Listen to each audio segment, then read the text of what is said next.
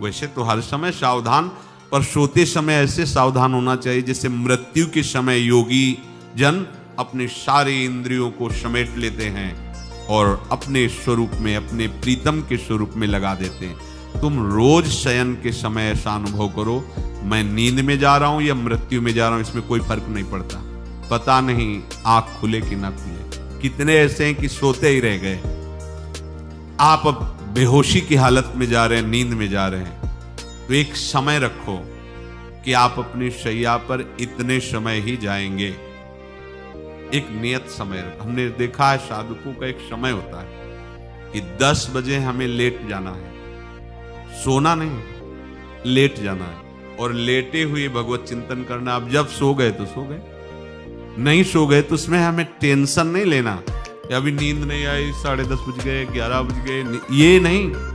आंख मूंदी, मंत्राकार वृत्ति, तो बिना नींद की गोली के सो जाओगे। यह है ऐसा। भजन में मन लगाओ, सो जाओगे। जिनको नींद ना आती हो उनके लिए सही दवा है, आप नींद का चिंतन न करके प्रभु का चिंतन करने लगो। देख लेना आप कब सो गए पता नहीं चले। और अगर सौभाग्य से नींद ना आई तो नींद में जो इंद्रियों को पुष्टता मिलती है वो होता है संसार का विस्मरण।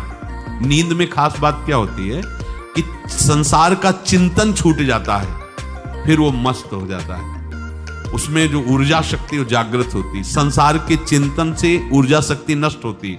तो 4 घंटे 5 घंटे संसार के चिंतन से रहित पड़ा रहा सुषुप्ति में, तो उसे ऊर्जा शक्ति फिर आ गई। और अगर 4-5 घंटे आप प्रभु के चिंतन में रहे तो संसार का चिंतन छूटा, आनंद सिंधु का चिंतन हुआ। तो ये नहीं होगा कि आज रात्रि सोया नहीं तो बहुत टेंशन है, परेशानी, ऐसा नहीं। भीष्म जी आज्ञा करते हैं रात्रौ च कृष्णम। ये बहुत सावधानी की बात, प्रायः इस सावधानी में नहीं रहा जाता। बचपन से सदगुरुदेव भगवान ने यही शिक्षा दी थी, गुरु कृपा से ऐसे उपदेश मिले थे। सोते समय कोई वार्ता नहीं, कोई अन्य चिंतन नहीं, चुपचाप अपने मन को हटाकर केवल इष्टमय करो। कब नींद आ जाती है इसकी चिंता मत करो, इष्टाकार वृत्ति करके ही सोना चाहिए। तो आगे जो लिखा है पुनरुत्थिताये, जब उठो तब वैसी वृत्ति, तो कुछ दिन बाद स्वाभाविक हो जाएगी, स्वाभाविक हो। अपने तो इतना तक देखा है कि जैसे आधा पद में होश रहा और निद्रा आ गई, तो जब चेतना आई तो उसी पंक्ति से, जहां से होश गायब हुआ था, उसी पंक्ति से जागरण प्रारंभ हुआ। ऐसा ही जब ऑपरेशन के समय बेहोश किया गया था तो उनसे कहा था हमें बता देना कुछ मिनट में, तो उनका हाँ लगाने वाले इंजेक्शन और कुछ ही सेकंड में इसका असर हो, बस। तो जो पद चलाया था, जब होश आया था तो वही पद चल रहा था, मतलब बेहोशी में वो पद अपना अधिकार किए हुए था।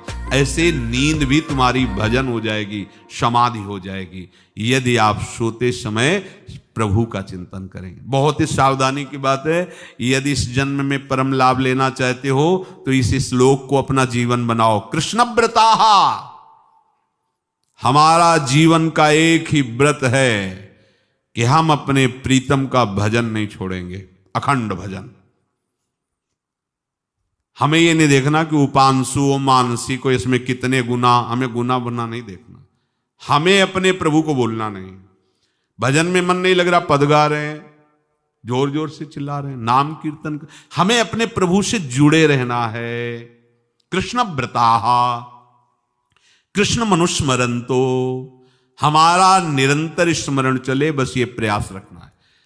जब निरंतर स्मरण की बात कह दी तो फिर आगे कुछ कहना नहीं चाहिए, पर खास बात इसीलिए कहा जाता है कि आप समझ जाओ। रात्रौ च, जब कोई भी ब्रह्मचारी, कोई भी उपासक, कोई भी बैरागी, त्यागी, महात्मा सोते समय सावधान हो गया तो उसकी रात्रि बहुत गलत जाएगी। खास जब आप सैया पे शयन करते उस समय असावधानी हुई तो विकार छा जाएगा, ध्यान रखना। आपका चिंतन गलत हो जाएगा, आपकी चेष्टा गलत हो जाएगी, जागृत में ना सही तो स्वप्न में। आप सावधान उस समय जरूर रहिए और उतना ही विश्राम कीजिए जितना आवश्यक हो।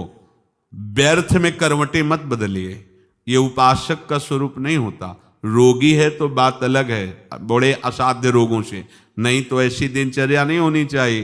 कै बजे? 3:30, अभी आधा घंटा तो है, फिर कमर ओढ़ लिए, ये साधक का नहीं होता। उचित समय, जो मान लो 4 घंटा विश्राम का, तो अब ये नींद का विषय आओ या ना हो, हम तुम्हारे लिए पुष्प बिछा के नहीं बैठेंगे कि आ जाओ आ जाओ आ जाओ। नहीं आई तो अब ये नहीं गया, अब इतने समय नहीं आई थी, अब 4 बजे उठने के समय कैसे? नहीं, ये फेंका, उसमें विचार नहीं किए, पहले फेंको और सैया से नीचे उतरो, भूमि को प्रणाम करो, आगे बात नहीं। वो फिर आपको ऐसा होता है 10 मिनट में तो कोई बात नहीं, 10 वो पार कर देगा, घंटा दो। रात्रौ च कृष्णम पुनरुत्थिताय, ये नियम लीजिए, सोते समय आप बिल्कुल मृत्यु दशा की स्थिति लाइए, जैसे मरने वाला नहीं होता, सब जगह से मन हटाकर, और सच्ची है, पता नहीं आंख खुले कि ना खुले, ये बड़ा धोखे का जीवन है। ये ऐसे हजारों लोग सोए और सोते ही रह गए। हमको धोखे में नहीं रहना, सुबह जग जाएंगे तो फिर भजन करेंगे, लेकिन हम बिल्कुल तैयारी में। तो जब ये था कि किडनी कभी भी फेल हो सकती, तो हमें ज्ञान तो था नहीं ऐसा उस समय, तो हम रात्रि में जब शयन का समय, तो कपड़े कौन थे, कोई पैंट शर्ट थोड़ी था, सब हटा चला, ऐसे रज लगाई, राधा वल्लभ जी को ऐसे बांधा, चरणामृत लिया, पूरी तैयारी में, क्योंकि पास कोई था नहीं, तो ये होता था कब मर जाए, कैसे बताएं कितना सुख, एकदम युगल चरणारविंद में तदाकार होते ऐसे। वो इसीलिए कहते हैं कि प्रतिकूलता और अव्यवस्था और दुख ये भगवत प्राप्ति का प्रधान साधन है। अव्यवस्था, प्रतिकूलता और दुख, ये अभ्यास उसी से। जब शाम के शयन करते तो पहले वृंदावन को प्रणाम करके, और ऐसे भावना में प्रिया प्रिया कहते कि जैसे भी आपके हैं, अगर शरीर छूट जाता है रात्रि में तो आप धोखा ना करना, आप बुला लेना अपने। और कैसे बताओ उस समय कैसे भाव होते थे, कोई पास नहीं, कोई सुविधा नहीं, 1 रुपया नहीं, तो एकदम दैन्यता, एकदम कितना सुख मिलता, वो एकदम केवल भगवद आश्रित। तो रात्रौ च कृष्णम पुनरुत्थिताय, ये बहुत पकड़ने वाली बात है।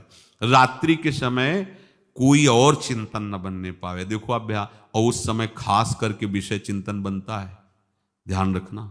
दिन भर लड़ते रहोगे इंद्रियों से, और जब आप शयन के समय जाओगे तब वो अवसर ढूंढेंगी और आपको विषयों में फंसाने की चेष्टा करेंगी।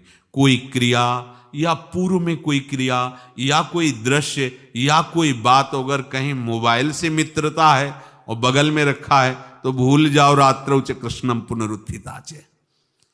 जब तक नींद नहीं आती तब तक फिर वो ऐसी सामग्री डाल देगा कि वो बर्बाद हो जाओगे। साधक मान लो, हमारी प्रार्थना मान लो, हम मानते हैं कि आज के समय में यंत्र का बहुत बड़ा प्रभाव है। अब यंत्र का प्रभाव देख लीजिए, यही छाती पे मोबाइल होगा, यही धड़कन के साथ वो घंटी बजे और कुछ नहीं। ऐसा भगवान का खेल रचा है।